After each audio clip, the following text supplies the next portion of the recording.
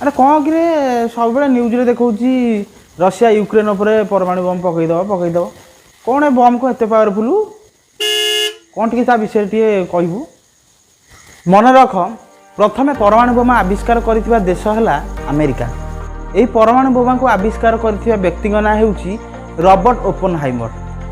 ଆରେ ଏଇ ବୋମାକୁ କ'ଣ କେହି ବ୍ୟବହାର କରୁନାହାନ୍ତି? ହଁ କରିଛନ୍ତି ନା। ଆମେରିକା ଜାପାନ ବିରୋଧରେ ୱାର୍ଲଡ ୱାର୍ 2ରେ ହିରୋସୀମା ଉପରେ ଏହି ବମ୍ଟିକୁ ପକାଇଥିଲା, ଯାହାର ନାଁ ଥିଲା ଲିଟିଲ୍ ବୟ। ତାପରେ ନାଗାସାକିରେ ପକାଇଲା। ଆରେ ଆମ ଦେଶ ପାଖରେ ଅଛି ନା ନାହିଁ? ହଁ ଅଛି। ଭାରତ 1998 ମସିହାରେ ପୋଖରଣଠାରେ ଏହି ଆଟମ୍ ବମ୍କୁ ଟେଷ୍ଟ କରିଥିଲା। ଏବେ ବର୍ତ୍ତମାନ ଭାରତ ପାଖରେ 160ଟି ପରମାଣୁ ବମ୍ ମଧ୍ୟ ଅଛି। ଇଏ କାହା ଉପରୁ ଫୋପାଡ଼ିନି? ନା ନା ନା, ଭାରତ ନୋ ଫାଷ୍ଟ ୟୁଜ୍ ପଲିସିକୁ ଗ୍ରହଣ କରେ। କେବେ ହେଲେ ପ୍ରଥମେ ଭାରତ ପରମାଣୁ ଆଟାକ୍ କରିବ ନାହିଁ।